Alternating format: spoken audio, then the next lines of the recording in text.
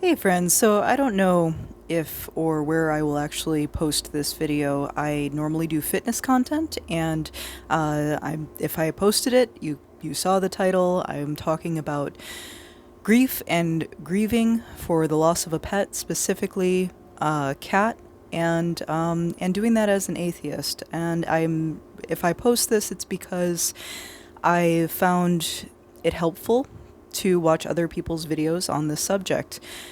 There's not a whole lot of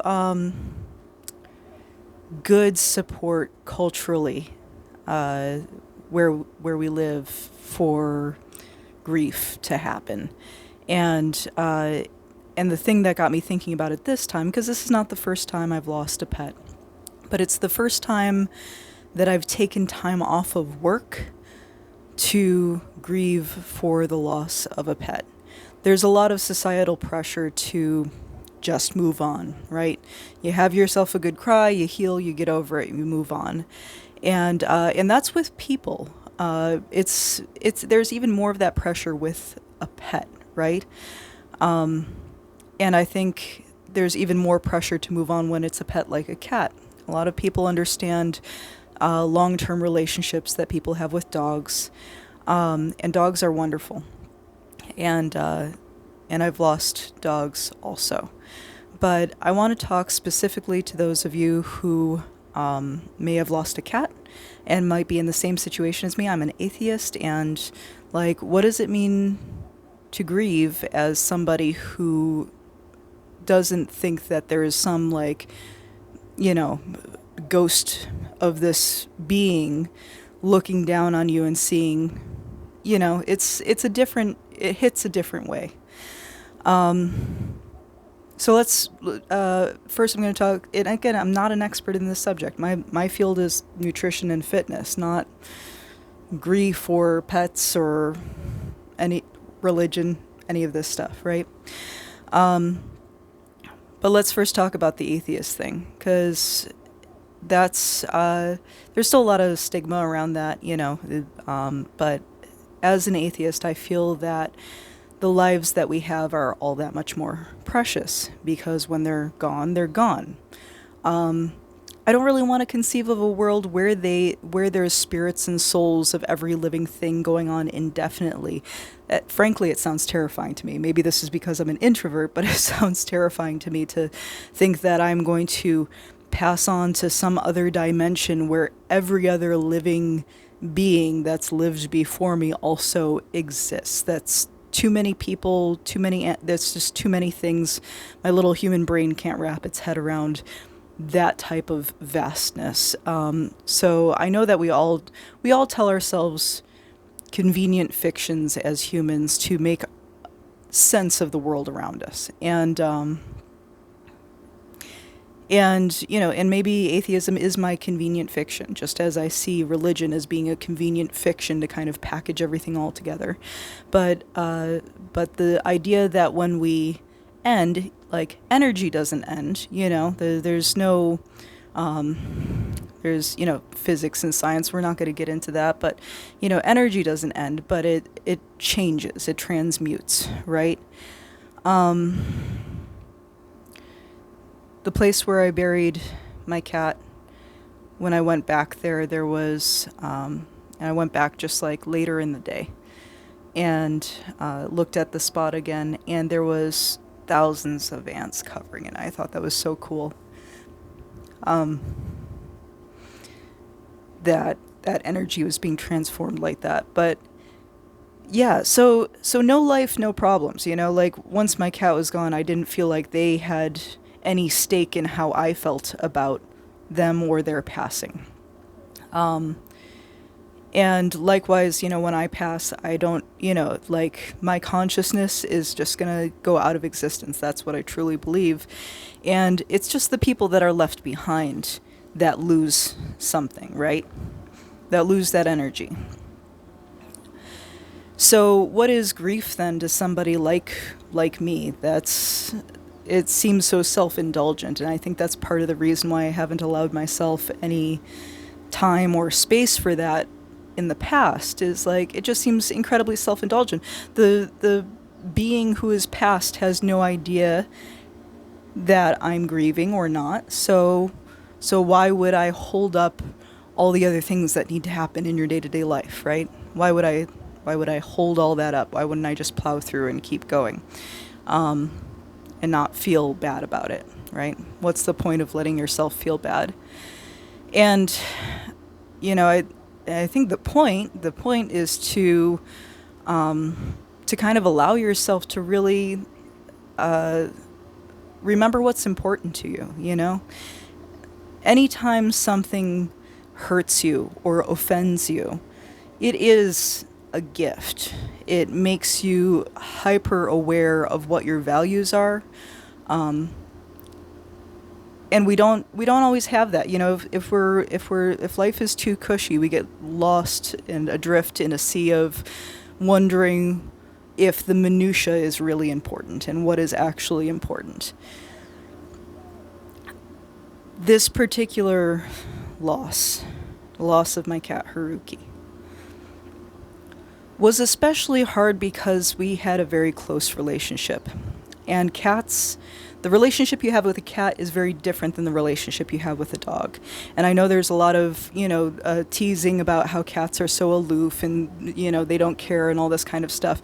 But here's the thing to remember about a relationship with a cat versus a dog. And I'm not dogging on dogs, right? Dogs are wonderful.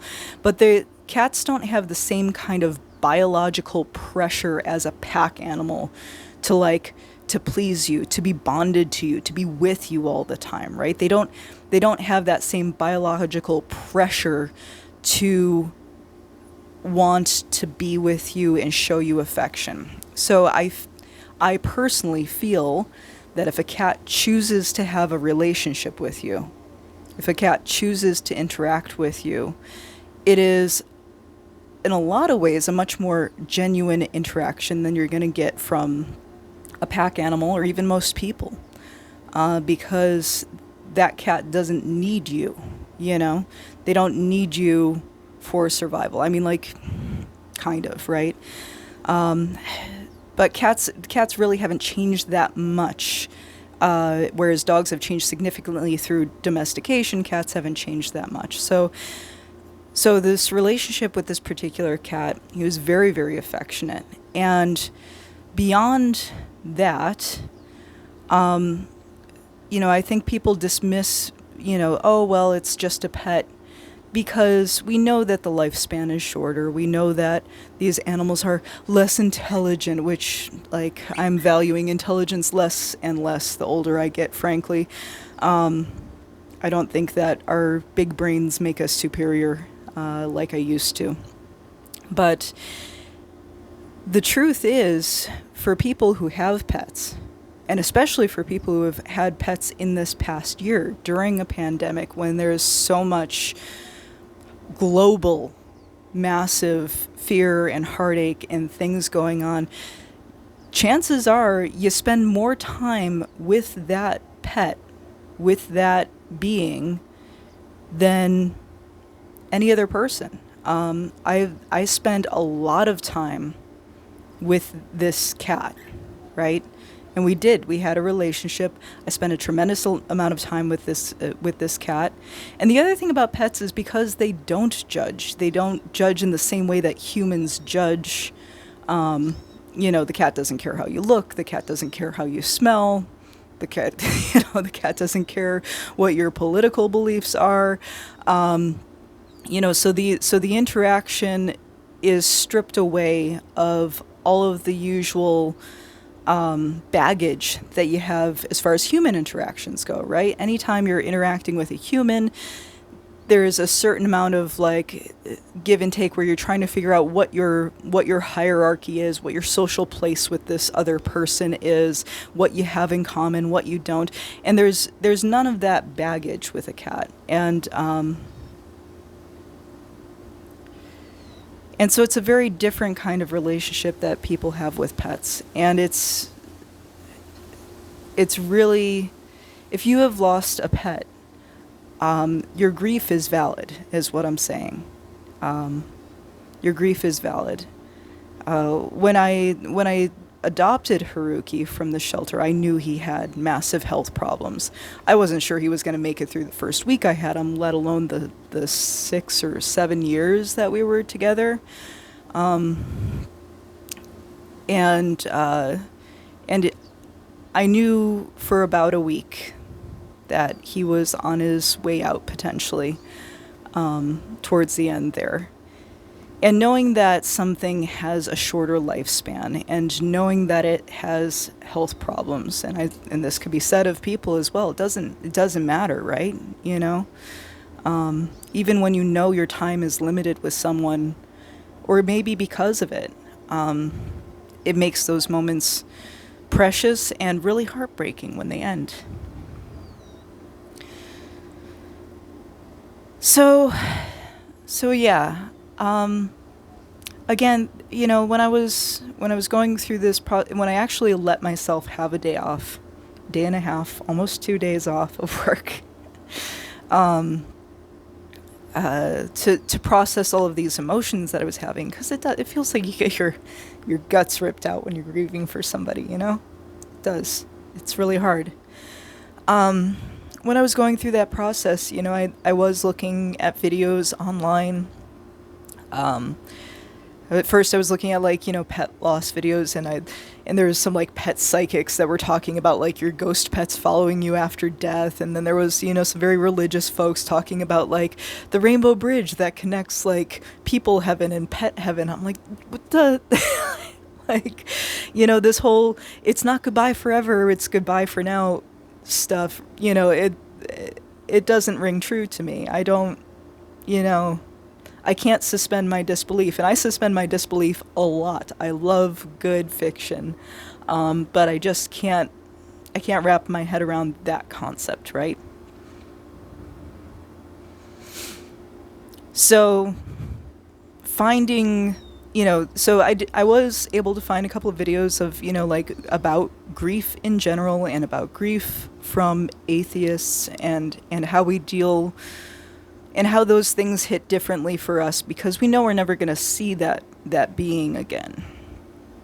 That's a fact that we know. And you can say that I'm wrong, and maybe I am, but that's a fact that I know. I'm never going to see them again. But I've learned so much from my cat. And I still have 2 wonderful cats to keep me company. But they're different, you know? Haruki was special. And they're, you know, my other cats are special in their own way too. Taking the time to figure out what they taught you and why that's important to you, I think, is a really important part of the process. And it can feel very lonely. I am fortunate. My spouse fully understands and feels the same way about a lot of these issues. So I've had somebody to talk to. I've had somebody to grieve with. But I really feel for those of you out there who maybe don't, which is why I'm making this video and talking about it, because yeah, it's okay to feel sad for a pet. It's a very special kind of relationship, and I think it's, in a lot of ways, a superior relationship to the one that you might have with most people in your life. And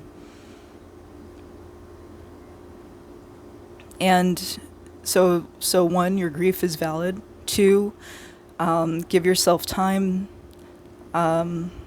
Think about all of the lessons.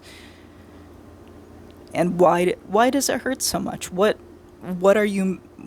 has been taken away from you? Giving yourself time to think about that. It gives you the gift that gives you, that pain gives you, is clarity. Clarity on what is important in your life, and clarity on the values that you want to pass on. I know a lot of people feel guilt when a pet passes, guilt that they could have taken better care of them. I am fortunate that I feel like I took the best care of Haruki that I could have taken. I don't have any guilt about about that. But but yeah, if you do feel guilt about not spending enough time with your pet or not spending enough time with your person or whoever it was, really, really digging into that and saying, okay, so that's the most important thing to me. That's one of the most important things to me. How do I make that time, you know?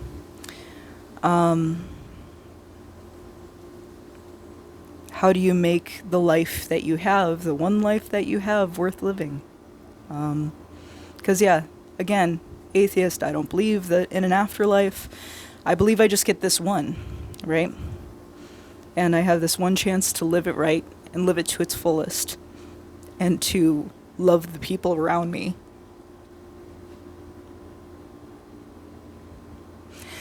And it's fucking beautiful and magical. And it's awesome. And I am so lucky to be able to be conscious in this moment and experience all of these things. The sadness, the joy, everything. And, yeah. And, hopefully I'll have the guts to actually post this. I'm not used to being, vulnerable, you know? Gen Xer over here, you know. Don't show your feelings. It's not cool, man. But yeah. I appreciate the videos that I was able to find on these subjects, because once I finally gave myself permission to feel these feelings, I think it's going to make life better for me in the future. It's going to make life better for my other cats and the other people that I love. You know, Haruki was he was such a little attention piglet.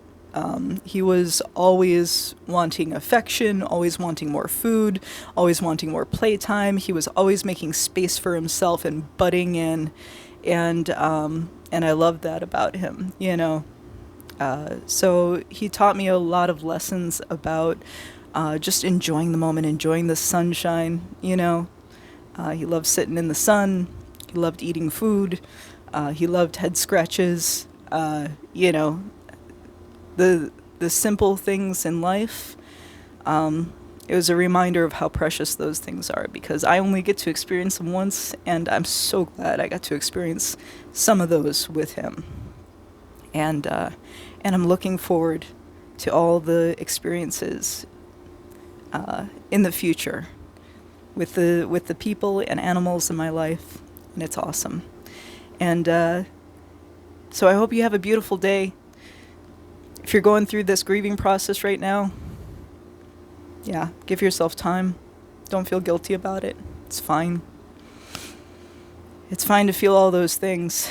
It's what makes life rich. It's that contrast. It's what makes life beautiful. All right. Bye.